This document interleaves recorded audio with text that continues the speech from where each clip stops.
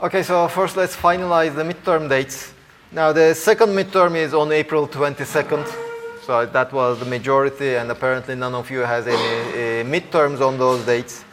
For the first midterm, okay, the majority was on 28th, but apparently on 28th and 25th, and also on the 18th, somebody has some midterms. So it will be on the 21st. On 22nd, you have phys202. So it will be kind of a busy week for you. On any objections to March 21st? Fixed? Okay.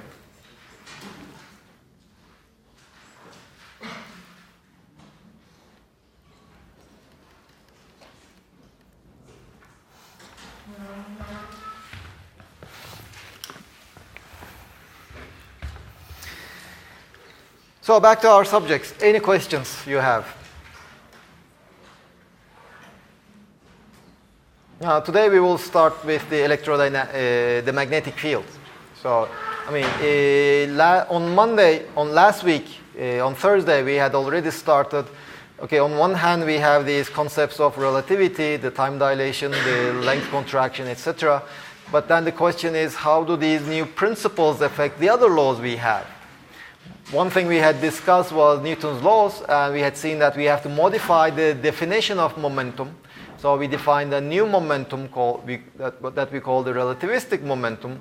And of course, we had to modify, since we modified the momentum, we had to modify the definition of the energy as a function of momentum. And we had seen some of the consequences. One new concept that arose was the possibility of having massless particles.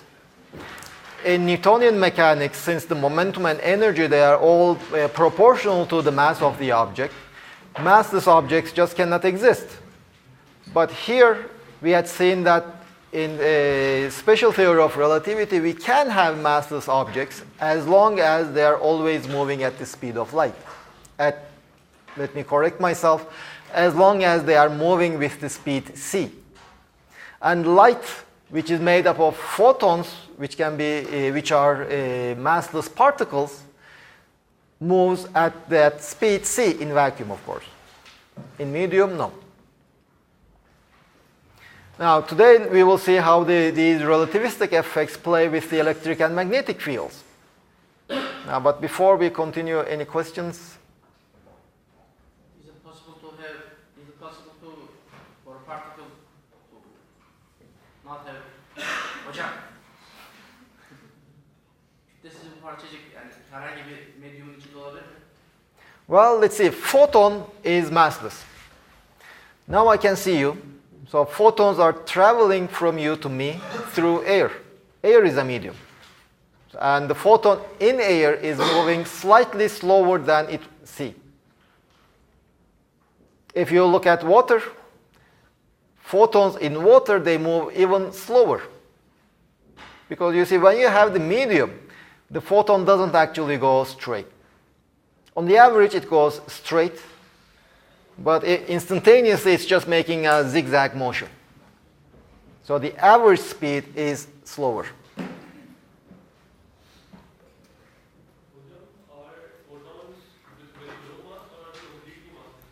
Well, you see, theoretically, they shouldn't have any mass. That doesn't mean they don't have mass. We can only put some limits. And the limit on the photon mass is quite strong. We can never be sure that the photon will be exactly massless experimentally. We cannot measure zero mass.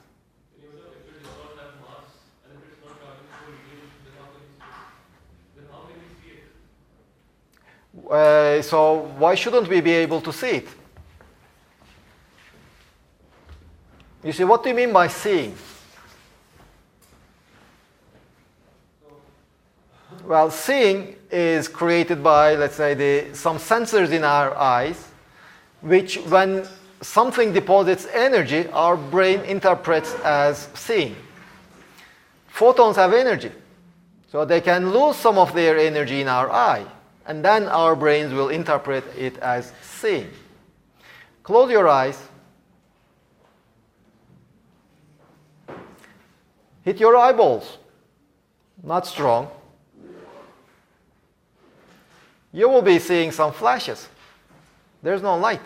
But still your hits, they transfer some energy. And your brain, the sensors in your eye and your brain interprets it as light.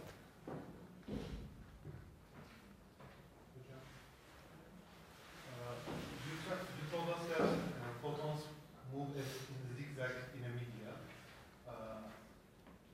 In between those zigzags, are their velocities still C as an electron drift velocity and electron velocity in electric? Yes.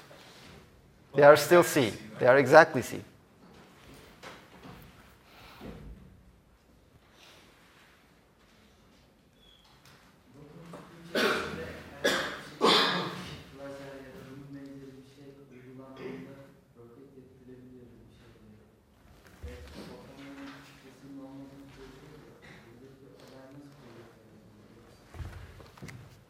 Have you ever seen them? No, the remains, the others. So if you have this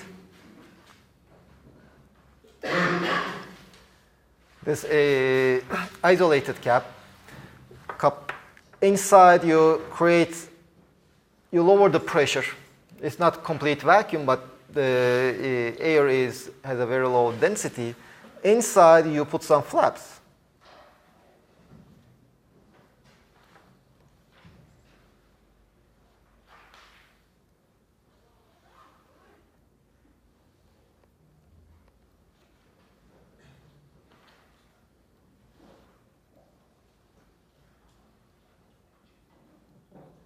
One side is dark,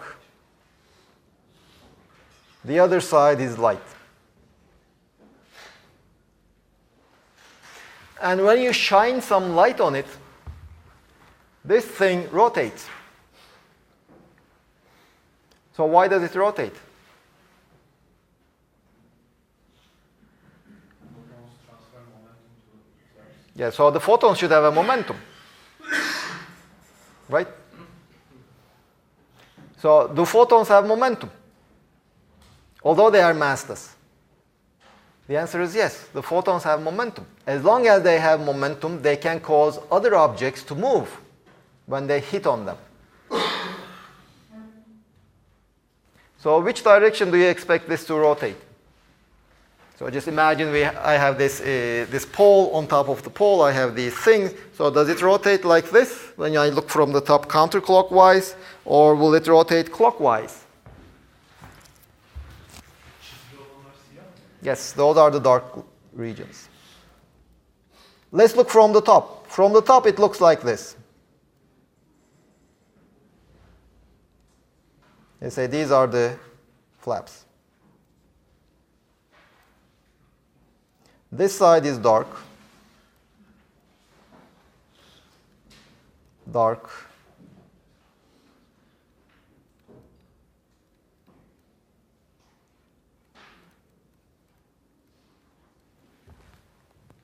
So does this thing rotate clockwise or counterclockwise? The other side is, let's imagine it's mirror.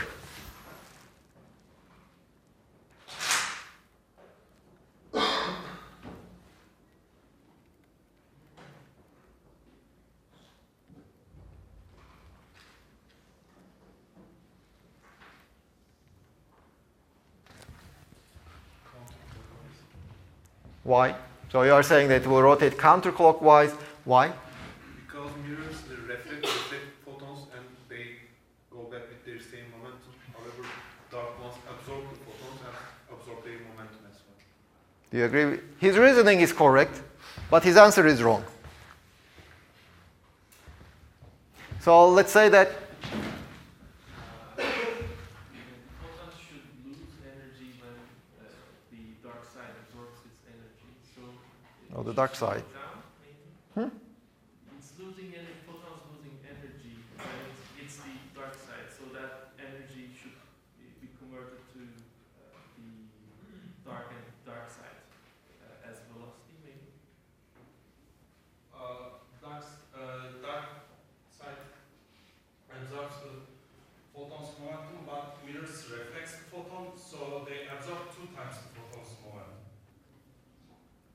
Do you agree with it? Well, you see, on the mirror, if there is a photon coming in this direction with momentum p, after being reflected, it's going upward with momentum p. So the change in the momentum of the photon is 2p. That goes to the mirror. Let's imagine what happens on this side. The photon has momentum p. It is absorbed by this dark side.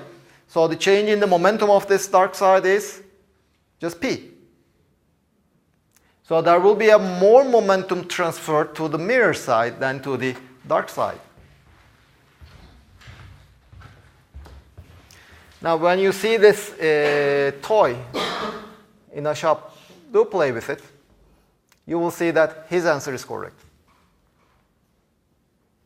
Although his answer is also correct.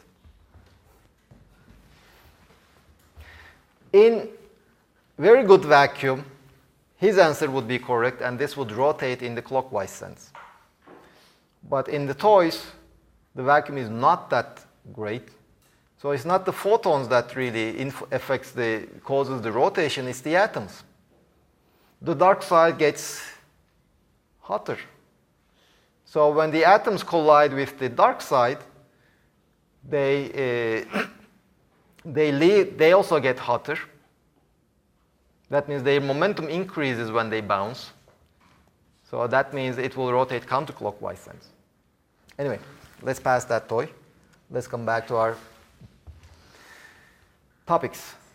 Other questions not on this toy, but on the topics we are discussing. Is there any massless particle? The photon is massless, as far as we know. Any other massless particle? There is the gluons inside the protons that we think are also massless.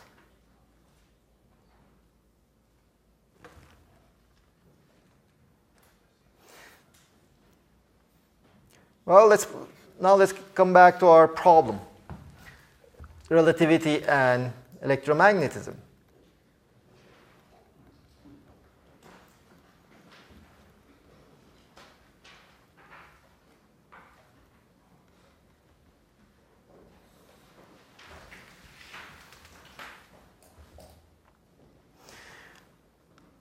Now, what is the force acting on a charge due to an electric and magnetic field? So if the charge is in a region where we have an electric field and also a magnetic field, what is the force acting on it?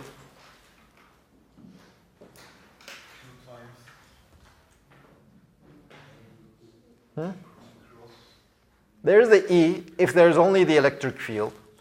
But if there is also a magnetic field, it will also exert a force that will... Not plus B, but it will be also V cross B. This is called the Lorentz force.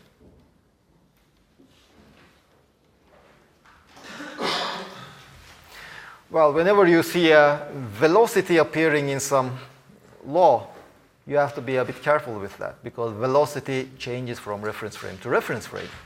So is this law valid in every reference frame?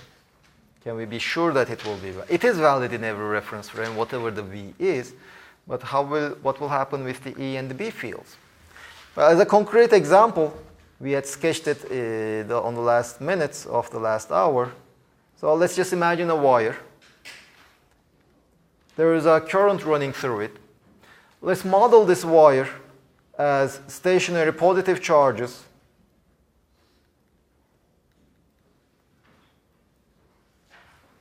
and some negative charges that are flowing. Let's say that the negative charges are moving in this direction with a velocity v.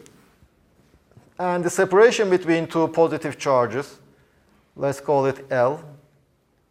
And the separation between the negative charges, let's call that one also L.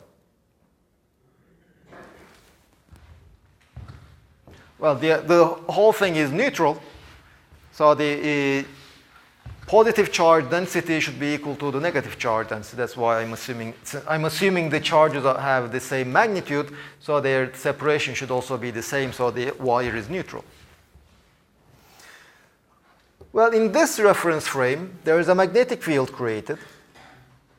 Well, before we, let me make a few more definitions. Let me call lambda to be Q over L.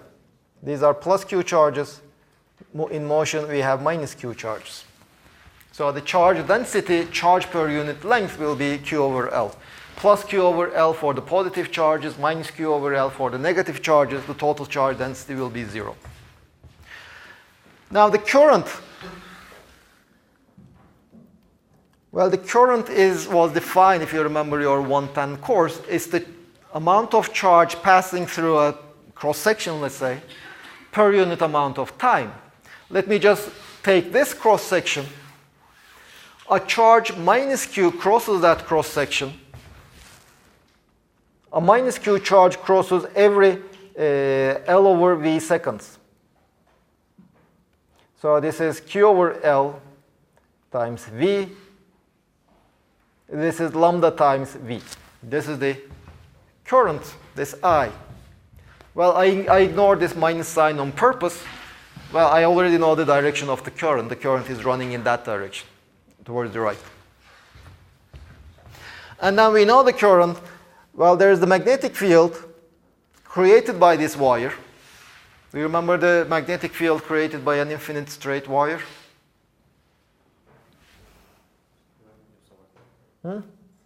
Mu 0 I over 2 pi r. Let's look at this point, which is at a distance, let's say r. This is the magnetic field created. And since the whole wire is neutral, there is no electric field. There's only the magnetic field. So if I put a plus Q charge over here, capital Q charge over here, if that plus Q charge is at rest, it will not feel any force. Let's also give it a velocity v.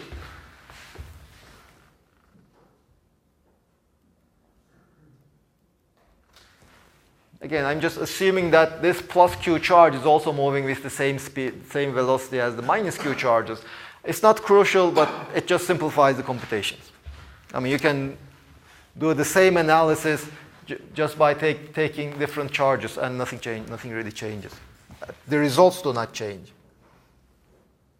So that plus Q charge will feel a force.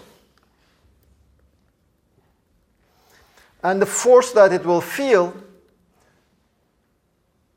will be just Q times V times B, which is Q, this is capital Q. B is mu 0 over 2 pi r times I, which is lambda times V.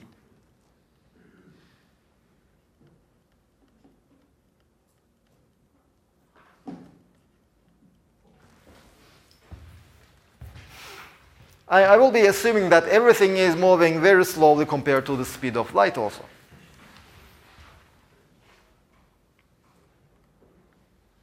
So if I know the mass, I know the force acting on my charge Q, I can calculate the acceleration. And this acceleration should be the same in every reference frame. Because since we are moving at speeds very slow relative to the speed of light, relative to c, I can use Galilean relativity, and it tells me that the acceleration is the same in every reference frame.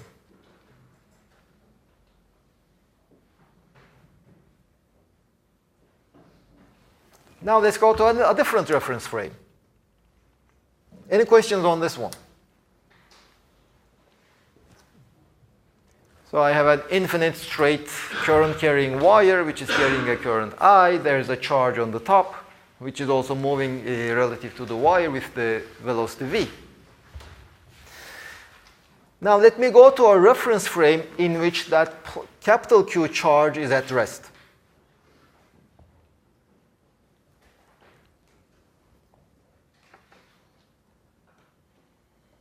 So in that new reference frame,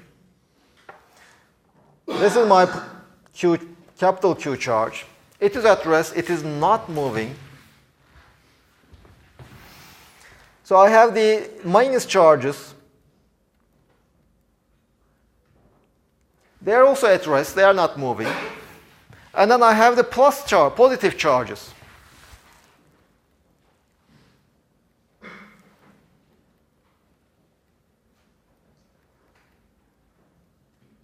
And these positive charges are moving with a velocity minus v in the opposite direction.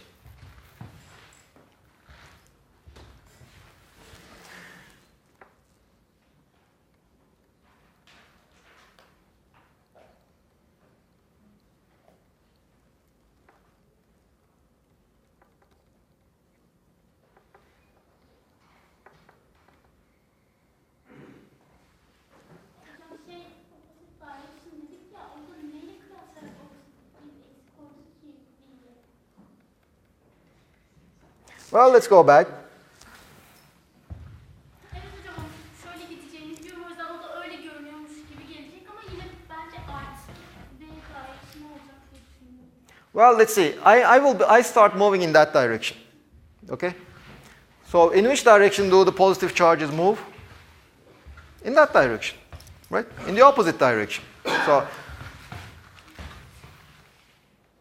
So that direction is the v vector is pointing in this direction. That is fixed. So if I want to change its direction, I have to put a minus sign. Hocam işte ben şey düşündüm. Hani şu etrest ya, hani o öyle durduğu zaman pozitif çarjlar bu yöne doğru gidiyor. Biz yeni bir referans noktası belirledik bu noktada. O yüzden o noktada artı yöne doğru gidiyormuş gibi gelecek. Well, you see, there are a couple of things. One, vectors, they exist independent of whether we choose our coordinate axis. In a sense, you are right. For example, here, I can choose my coordinate axis, let's say in this direction. So v is v in the x-hat direction, v being positive. In this reference frame, I am also allowed to choose my x direction in this direction. So v, I will still insist on using minus v. Minus v will be v in the x-hat direction, and well, let me put a prime over here, where v prime is still positive. This will be x prime. But still, since I had already defined my v vector, you see, here I am talking about whether the component is positive or negative. If I change this direction to the opposite sense, the component will be negative, but my vector is still in that direction. I had already defined my v upward to be in that direction. It's not positive or negative, it's just pointing in this direction. This minus just tells me that it is pointing in the opposite direction. It doesn't tell me that it's a negative vector. Vectors cannot be negative.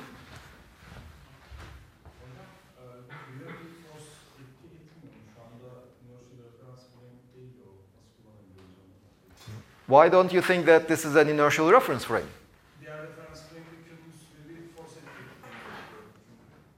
Okay, so you see, inertial or non-inertial reference frames has nothing to do whether there are forces acting on my system, on my particles or not. You see, this is I assume that this is an inertial reference frame. I started by saying that this is an inertial reference frame. Well, I forgot to explicitly mention it. Which means that if there are no forces acting on an object, then it will keep its velocity. If it's zero, it will stay zero. If it's moving, it will keep moving with constant velocity. Now, in this inertial reference frame, there is a current carrying wire, there is another point charge, capital Q, etc. And then what we know about inertial reference frames is that if we have one inertial reference frame, if we can determine somehow one inertial reference frame, then every reference frame that is moving at a constant speed relative to that inertial reference frame will still be an inertial reference frame. Now, this is an inertial reference frame, and now I am going to another reference frame which is moving with a velocity v, which is constant. So I'm going to another reference frame moving at a constant velocity relative to this inertial reference frame. So the other reference frame is inertial. So that I already know that it is inertial. But then the question is, will it feel a force or not? Well, you see, there is no we don't know whether there is a magnetic field or not, but there is a current running through this system. There should be a magnetic field. But even if there is a magnetic field, the velocity of the object in this reference frame is zero. So there is no magnetic force acting on my object. Well, let me put a Q over here. to be a bit explicit. That is the velocity of the charge Q, capital Q. That's not this V over here. But they have the same magnitude, but it just refers to different things. So there is no magnetic force acting on this object. But since we are already in the Newtonian realm, meaning that acceleration should be absolute, everything is moving very slowly relative to the speed of light. So in the initial reference frame, although the speed of that charge Q at this instant is V, at the next instant it will be different because it is accelerating. But if it is accelerating in one inertial reference frame, we should have acceleration in every other inertial reference frame. Since it is not a magnetic force, because it's not moving in this reference frame, in this reference frame there has to be an electric force acting on my object. Now, where does the electric force come from? We should have an electric field in this reference frame. And that would come from relativity. You see, although everything is moving at speeds much, much smaller than the speed of light, nevertheless, here we can see the effects of the special theory of relativity. Now, what will happen here? First, let's discuss what will happen, and then we will just write down the equations, and we can actually show that the acceleration, the electric force, will be, in this reference frame, will be exactly equal to the magnetic force in the other reference frame. They will be exactly equal. Now let's look at this reference frame. In this reference frame, the negative charges are at rest. So let's call their separation L minus.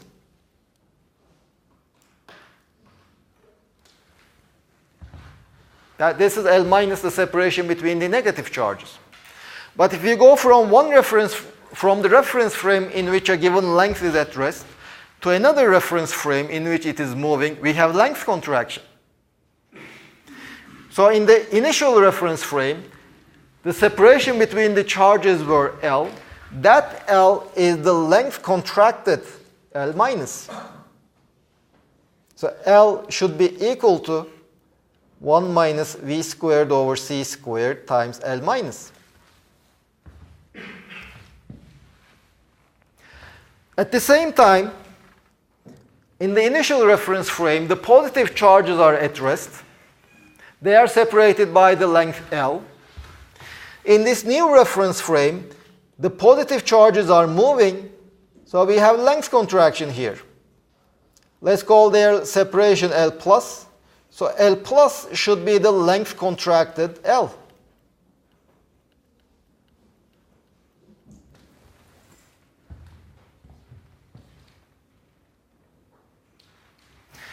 So you see now we have the positive charges in this new reference frame.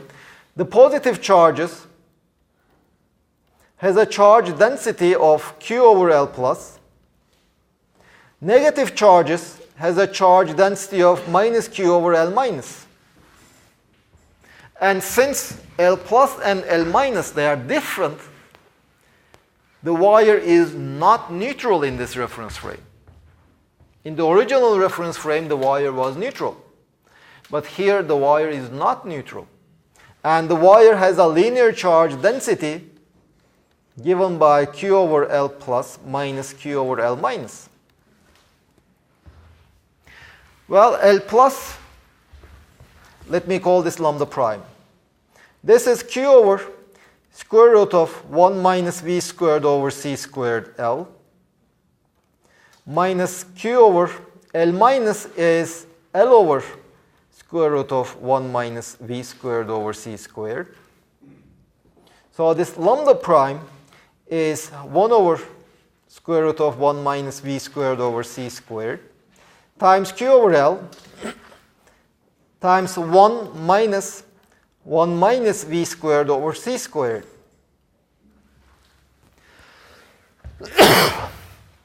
Now you see this square root over here goes to the numerator. I'm taking 1 square root from the denominator, so in the numerator it just becomes its square. Well, if at this step I ignore all relativistic effects, if I ignore this term, nothing is left. The wire is still neutral, there is no force. But let's keep the relativistic effects for the time being. So let's keep that term. So 1 and 1, they cancel. So lambda prime is 1 over square root of 1 minus v squared over c squared q over L times v squared over c squared. This is the charge of this wire. In this new reference frame, it is a uniformly charged wire, which is also carrying a current. Well, what is the electric field created by this uniformly charged wire? Do you remember the electric field of a uniformly charged wire? 1 over 2 pi r, lambda prime over epsilon 0. Well, r is still the same r because it's a vertical distance, vertical to the velocity. So there's no length contraction. This distance is still r.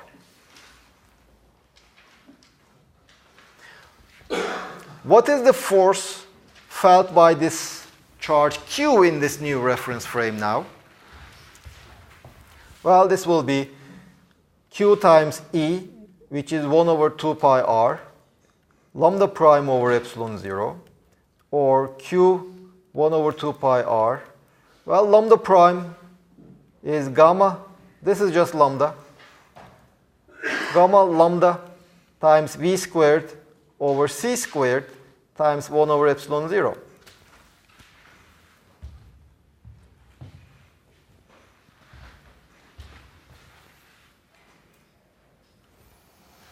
Do you remember what c squared was?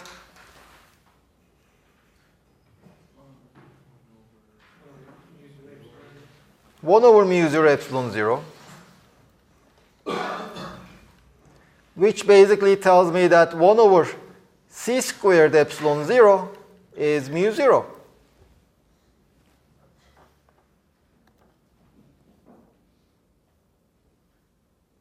So the force felt by this charge q, this time it's of electric origin in this new reference frame, is gamma 1 over 2 pi r q lambda v squared mu 0. Or let me just reorganize it a bit. Gamma mu 0 over 2 pi q lambda v squared over r. Well, let's remember what the magnetic force that this charge was feeling in the initial reference frame.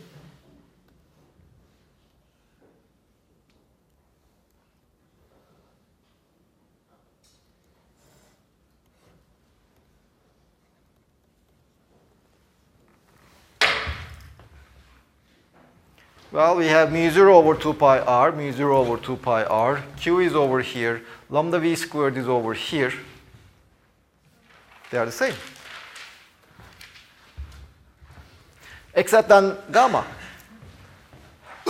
But you see, we had said that we are already in the non-relativistic limit. So v is much, much smaller than 1. So gamma in this limit is 1. Now we can set the v over c to 0.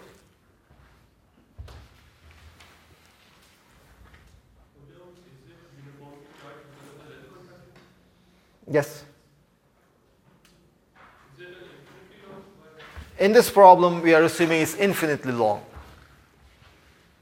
But of course, no wire is infinitely long. So eventually you would have to close the loop.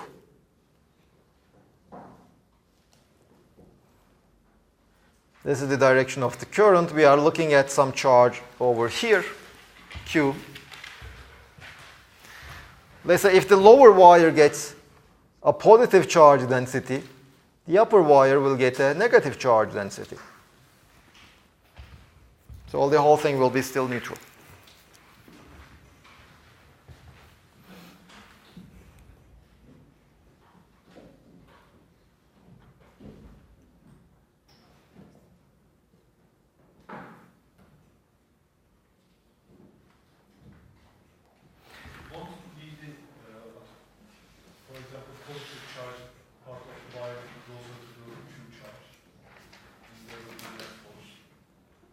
Well, depends on, well, let's see. If I is in that direction, what is the magnetic field? Direction of the magnetic field close to here, it's pointing outside. So this will be the magnetic field. Let's say this is moving in this direction, in the initial reference frame, at least. So the force that this will feel will be V cross B, pointing upward, if Q is positive.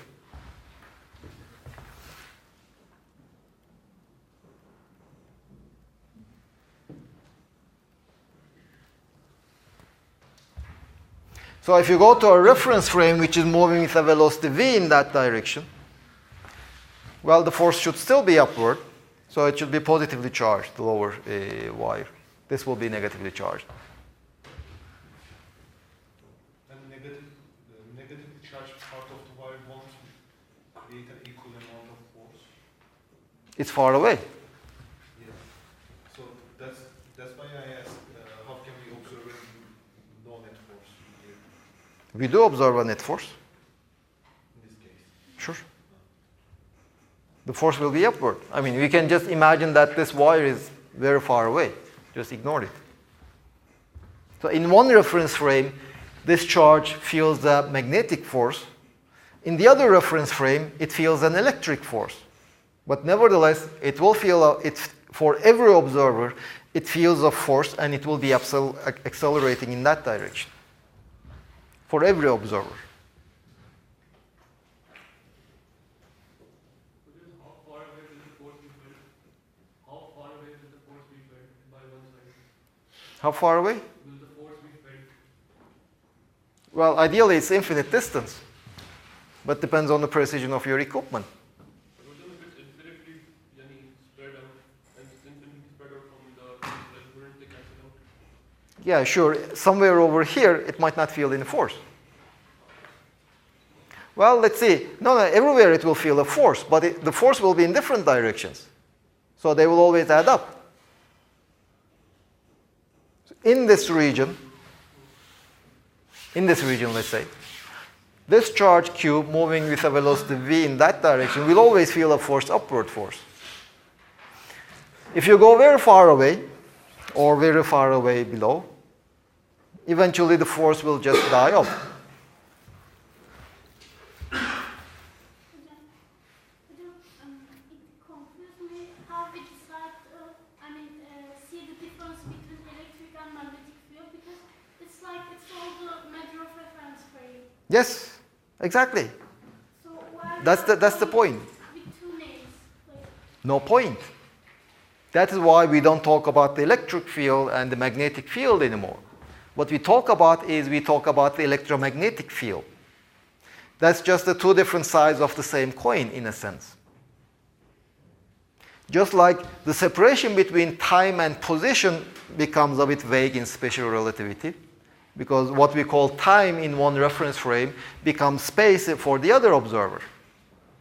Just like here, the electric and magnetic field, what is called the magnetic field for one observer, becomes an electric and magnetic field for the other observer. So this separation is kind of superficial now.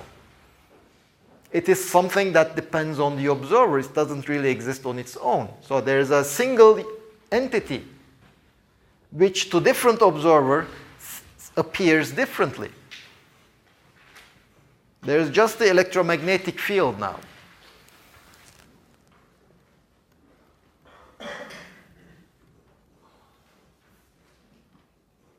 These two phenomena, they are now combined into electromagnetism.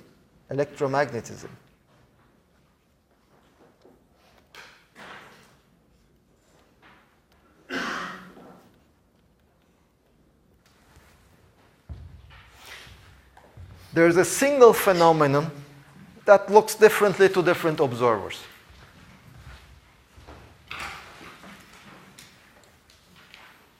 You see, in this example, we had this observer which only sees a magnetic field. He doesn't see any electric field. But then there is this observer. This observer still sees a magnetic field. The magnetic field is not zero because there is a current running through my system. But it also sees an electric field. So magnetic field to one observer appears as electric and magnetic field to the other observer. An electric field to one observer would appear an electric and magnetic field to the other observer. Can we apply special relativity when it comes to permanent magnets?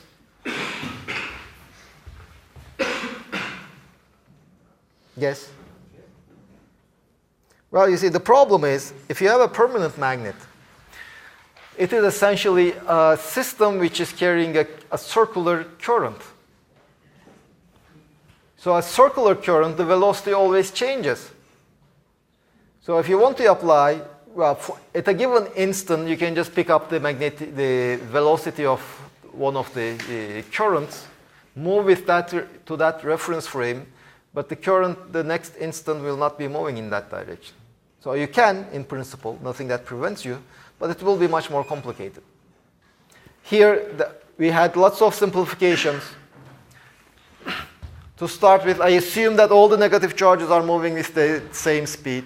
I assume that an external charge, which was also moving with the same velocity as the negative charges. That simplified my computation significantly. In the case of permanent magnets, where you basically have currents running in circle, and here I assume the infinite straight wire, it will be much more complicated, but still applicable.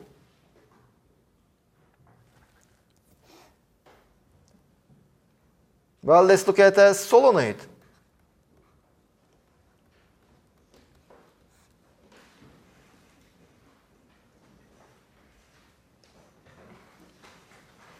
Let's assume that you have some current running in this direction. And so what will be the direction of the magnetic field inside the solenoid? It will be outside.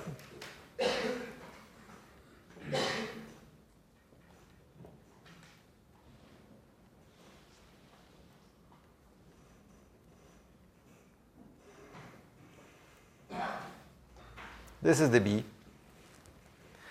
Now let's assume that we have a positive charge moving in this direction.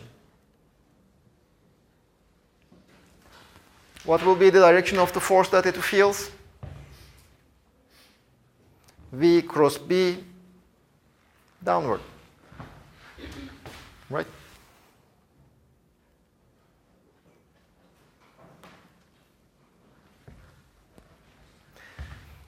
Now let's see. Let's look at the negative charges over here. What is the direction of the negative charges over here?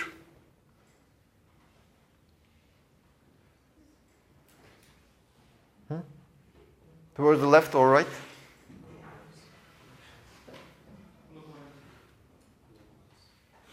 So towards the left. Yeah, over here the negative charges are moving in this direction. Over here, the negative charges are moving in this direction.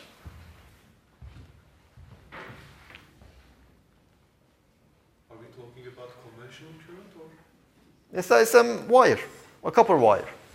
So a conventional current. Positive charges are at rest. Negative charges are moving towards the left. Now let's move with the charge. What will happen if we move with the charge? If you go to a reference frame which is moving with the positive charge? Well, the positive charges in the wire, the nuclei in the wire, their separation will be length contracted. So the density of positive charges will increase. At the same time, the negative charges now, they start to move faster. So they were already length contracted. Now they will be length contracted more. So the density of the negative charges will also increase. And it will turn out that the density of the increase in the negative density is more than the increase in the positive density. So if you go to a different reference frame, the lower end will be negatively charged.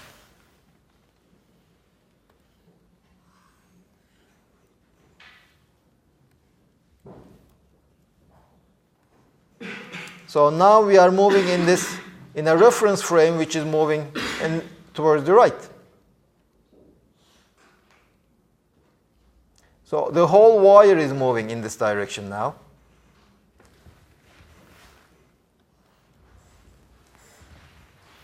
So the negative charges will contract more than the positive charges. So the lower end becomes negatively charged in that reference frame. So there's a net negative charge over there. Now let's look at what happens on the top. We are now moving in that direction. Well, the positive charges will again length contract. So the positive charge density will increase, where in this new reference frame, the negative charges are moving slower. So they will be less length contracted. So the negative charge density will get smaller. So the net effect will be on the top, we have a positive charge density in the new reference frame.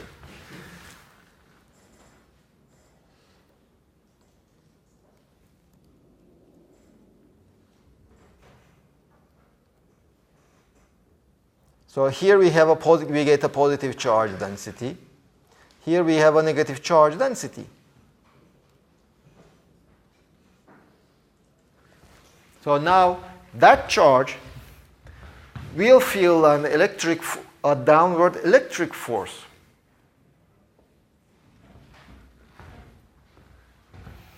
Well, of course, in the next instant, you see, we just look at this system. At that instant, this charge is moving with a velocity v in that direction. Now we go to our new reference frame, which is moving with that velocity. In that reference frame, to this positive charge, there will be a downward electric force.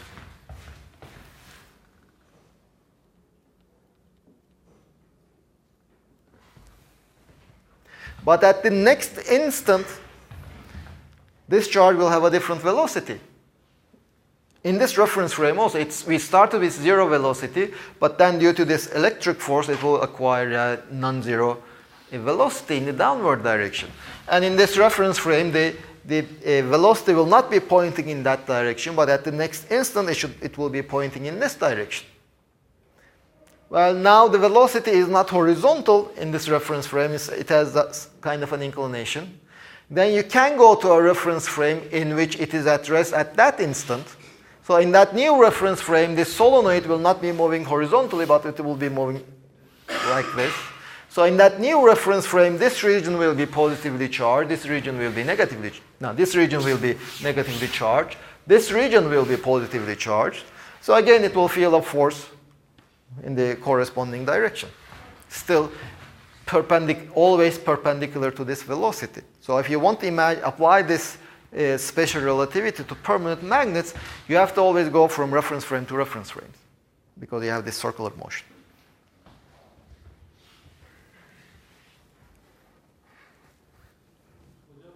What will they attract? Will they attract positive charges or negative? Will they attract positive charges or negative charges? Will they? Attract positive charges or negative? Well, same charges always repel, different charge. No, same charges repel, different charges always attract. So if there's like density of positive at one time and then density of negative at the other time, does that change? No, in the wire you mean? Okay, so? Does it change? That is, if it's negative down, then it stays negative down and the positive up? Well, depends. I mean, if in this reference frame you are claiming that there is a constant current running through your system, in this reference frame, the wire is neutral. If you go to a reference frame which is moving in that direction relative to the initial reference frame, the lower end will stay minus the upper end will stay positive. Is there any reference frame when it's reversed? Well, go in this direction. If you go in that direction, it will be reversed. Well, okay, just like in the previous cases when we looked at the time and space and distances, They change from observer to observer. Nevertheless, there are things that do not change. And then we looked at energy and momentum. They change from observer to observer. Nevertheless, there are combinations that do not change. In the electric and magnetic case also, there are combinations which do not change from observer to observer. You will drive them next year. So I'm not going to go into detail, but just for the sake of stating that E dot B and E squared minus B squared, these are invariant quantities. So these are the same for every observer. For example, this already tells me that here we had a concrete example of an infinite current carrying wire. So there is a reference frame in which E is 0 for that system and B is non-zero. And we had seen that in a different reference frame, E would be non-zero, but still we would have B. And since this should be the same for every observer, in the initial reference frame, E is 0, B is non-zero, this is negative.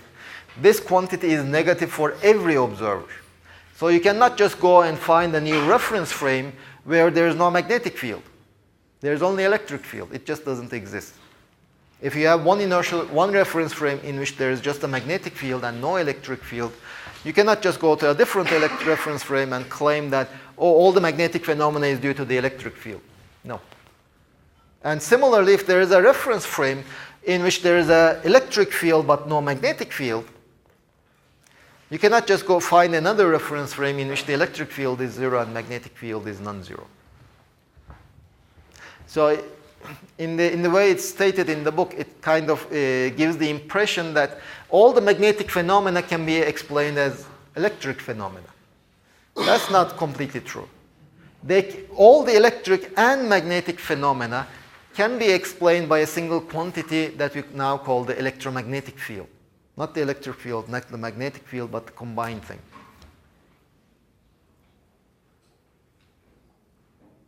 Hocam, artı yükün reference frame'indeyken artı yükten contraction neden hissediyorum ben? Orayı anlayamadım. It doesn't. Well, you see, what we are saying over here, I have the plus Q charge, which is a point charge. And there are these negative charges moving in this direction. And the positive charges are at rest. Now I go to the different reference frame. In this new reference frame, this plus Q charge is at rest. I have these negative charges. They already had a velocity. Now in this new reference frame, they are moving even faster. So the length contraction applied on these negative charges will be even larger. So the separation between these negative charges will be smaller in that reference frame. That tells me that the negative charge density is larger in that reference frame. At the same time, there are positive charges on the wire. And the positive charges on the wire in this new reference frame, in this reference frame, they are at rest. In this reference frame, they are moving. So there will be length contraction.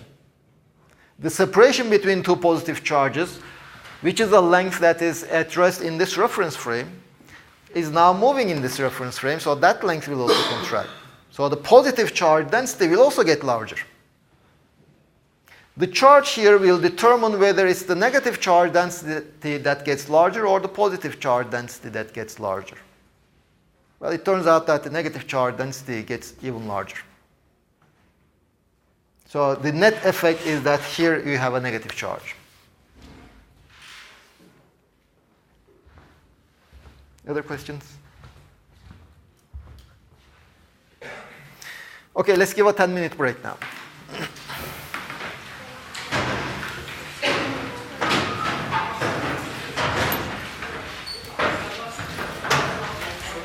One thing I can't wrap my head around is if there is more negative or more positive charge over here, and we bring a positively charged or negatively charged object, will it attract or repel that? You mean here? Yes. Sure. But if it's positively charged and in one reference frame there's more negative charge, then it will attract it. But in another reference frame it will be more positive over here. Can you find such a reference frame? Can we? You see, the direction of the force will always be the same, no matter what you do. So let's say you are saying that, okay, in that, if I go, okay, so your question is this one. I said that if you go to that reference frame, in that reference frame, sure, if you go to that reference frame, a reference frame moving in that direction, so what will happen? This will be positively charged, so it will push this one away. But at the same time, this is moving faster in a magnetic field. The magnetic force will become stronger. So there will be a downward magnetic field, magnetic force, an upward electric force. So the net force will still be downward. Net force will not change. Well, the force changes. Direction does not change. Direction The direction doesn't change. Well, you see, there's a Lorentz transformation law also for the forces. Thank you.